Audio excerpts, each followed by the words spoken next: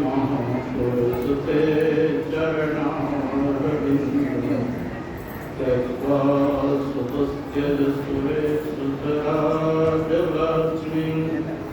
परमेष्ठाय भजसा यदगादरम् मायामृतं दयितयेप्सितं वदाव वन्दे महापुरुषते चरणारविन्दम् अखण्डानन्दबोधाय शिष्यसन्तापारिणे सच्चिदानन्दरूपाय रामाय गुरवे नमः। पूज्यपाद गुरुजन, उपस्थित माता एवं भक्तिमती बहनों, गुरु मंगल में संस्नात गुरु महाराज के आश्रम के पास हम लोग संत मत सत्संग में बैठे हुए हैं। संत मत सत्संग के द्वारा एक ईश्वर भक्ति का प्रचार प्रसार किया जाता है। भगवान कृष्ण जिस यदुवंश में अवतार लिए और अपने शरीर का उसी प्रकार परित्याग करके जैसे कांटा से कांटा निकाल के दोनों को फेंक देते हैं, उसी प्रकार जो शरीर धारण किए उससे बहुत उपद्रवियों का संहार किए और अंत में अपने शरीर का भी परित्याग। तो इससे मतलब होता है कि महापुरुष भी शरीर धारण करते हैं और अपने शरीर का त्याग करते हैं। मतलब ये हुआ कि महापुरुष भी यह हम लोगों को शिक्षा दिए कि शरीर से आसक्ति नहीं करना चाहिए, क्योंकि शरीर परिवर्तनशील है, नाशवान है। भगवान बुद्ध ने भी कहा मेरे शरीर छोड़ने के बाद माथापच्ची मत करना, जो मैंने बता दिया है वह करना। उसी प्रकार हम लोग जिनके निर्वाण दिवस मनाने के लिए आए हैं, हर्षित श्री ब्रह्मा जी महाराज, उन्होंने संसार के लोगों को ज्ञान ध्यान की बात बता करके और अपने पंच भौतिक शरीर को त्याग करके इस शरीर को पांचों तत्वों में मिला दिया। देखो, पांच तत्व से यह शरीर बना, मिट्टी, जल, अग्नि, वायु, आकाश। जिससे बना है इस शरीर को जला दिया जाता है, मिट्टी तत्व मिल जाती है, जल तत्व जल में मिल जाता है, अग्नि तत्व अग्नि मिल जाती है, वायु तत्व वायु मिल जाता है और आकाश तत्व आकाश मिल जाता है।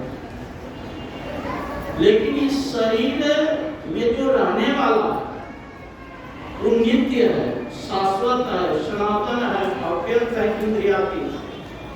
भगवान कृष्ण कहते हैं गीता में, नैनम चिदन्ति शस्त्राणि नैनम दहति पावका न चैनम क्लद्यन्ति आपो न शोष्यति मारुत। इस आत्मा को शस्त्र नहीं काट सकते, इस आत्मा को अग्नि नहीं जला सकती, इस आत्मा को जल गिला नहीं कर सकता, इस आत्मा को वायु नहीं सुखा सकता कि आपका शरीर। लोग कहते कि हम मर जाएंगे, आप मरने वाले हैं। आपके ऊपर एटम बम भी बजा देगा तो आप मरेंगे नहीं, मर जाएंगे आप।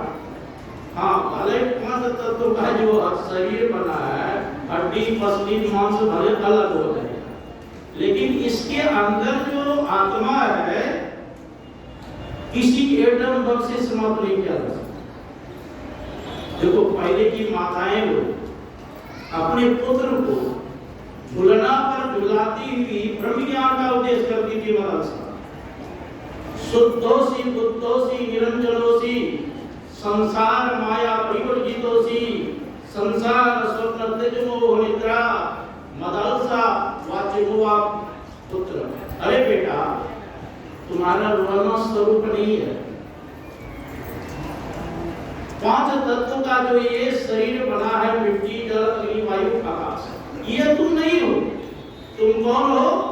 तुम शुद्ध हो, तुम ज्ञान स्वरूप हो, तो आनंद स्वरूप हो। ये आपका स्वरूप। न जायते म्रियते वा कदाचित् नायं भूत्वा भविता वा न भूयः अजुनित्य शाश्वतोऽयं पुराणो अन्यते अन्यमाने शरीरे। कहते हैं कि आत्मा के संबंध में न तो ये जन्म लेता है, न इसकी कभी मृत्यु होती है, न कभी जन्म लिया है और न कभी लेने वाला। यही बात उपदेश वसुदेव जी ने कंस को दिया। मृत्यु जन्मतां विरोधे न स्वजायते अद्वसतान्ते व मृत्यु प्राणिनां ध्रुवम्। ये कंस जिसका जन्म हुआ है उसकी मृत्यु अवश्य हो। आज हो, कल हो, परसों हो या परसों हो, इसकी मृत्यु मतलब शरीर का जन्म हुआ उसका नाश होता है। लेकिन इसमें रहने वाला जो आत्मा है उसका कभी किसी काल में नाश नहीं होगा। ये ज्ञान कहाँ होगा? सत्संग में जाएंगे। तो हम लोगों को महर्षि श्री ब्रह्मानंद जी महाराज की सेवा करने का हमको मौका मिला। उन्होंने यही बात हम लोगों को समझाई कि मानस जप करो, मानस ध्यान करो, दृष्टियों का अनुसंधान करो। इसी से जीव का परम कल्याण होने वाला। अति पावन गुरु मंत्र महिमन जाप करो। अत्यंत पवित्र गुरु मंत्र का उठते बैठते खाते पीते जप करते। मन में होता है किस मंत्र का जप करें? महापुरुषों ने बताया संसार में 7 करोड़ महामंत्र, सप्त कोटि महामंत्र चित्त विभ्रंशकार कह एक एवं महामंत्र को अत्यक्षरते। संसार में 7 करोड़ महामंत्र है। सभी मंत्र चित्त को भ्रमित करने वाला है। 2 अक्षर जो गुरु मंत्र है और सभी मंत्रों का आता है। इसलिए क्या कहते हैं? गुरु ब्रह्मा गुरु विष्णु गुरुर्देवो महेश्वर गुरु साक्षात परब्रह्म तस्मै श्री गुरुवे नमः। इसलिए गुरु मंत्र का जप करना चाहिए और मंत्र से संबंधित इष्ट का ध्यान करना चाहिए। गुरु महाराज कहते हैं सतगुरु नितहि पुकारत छीजत पाप समोदहे सतगुरु रूप एवे भारत काम क्रोध मद लोक दे। गुरु मंत्र का जप करें और उससे संबंधित इष्ट का ध्यान करें। जिसका हम ध्यान करेंगे उसके अंदर जो गुण होगा वो आपके अंदर आएगा। तब दृष्टियों करने की क्षमता है। कैसे करें दृष्टियों? गुरु महाराज कहते हैं निज तन में खोज सज्जन बाहर न खोजना, अपने ही घट में हरि है अपने में खोजना। कैसे? तो नैन नजर जोड़ के एक नौक बना के अंतर में देख सुन सुन अंतर में खोजना। अपने दृष्टि धारों को एक करो। एक करेंगे क्या होगा? तो प्रकाश होगा। हम लोग रोज आरती में गाते हैं आरती तन मंदिर में कीजिए। कैसे? तो दृष्टि उगल कर सन्मुख दीजिए। सन्मुख देंगे तब क्या होगा? चमके बिंदु सूक्ष्म अति उज्ज्वल ब्रह्म ज्योति अनुपम लीजिए। जगमग जगमग रूप ब्रह्मांडा निरखी निरखी ज्योति तक। तब शब्द सुरत अभ्यास सरलतर करि करि सार शब्द कही।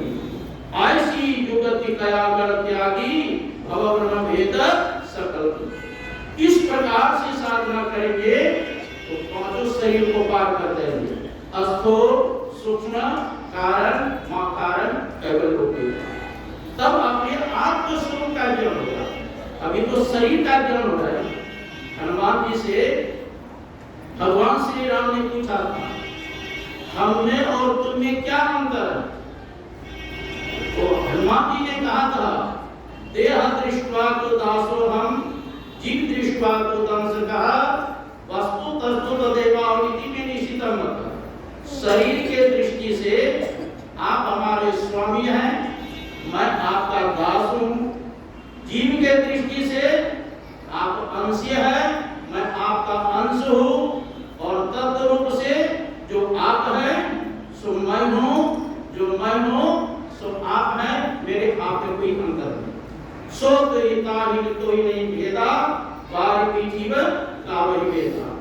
इस प्रकार से हम लोग साधन करें तो सच्ची है ना श्रद्धांजलि देना होता है। महापुरुषों की आज्ञा का पालन करना चाहिए।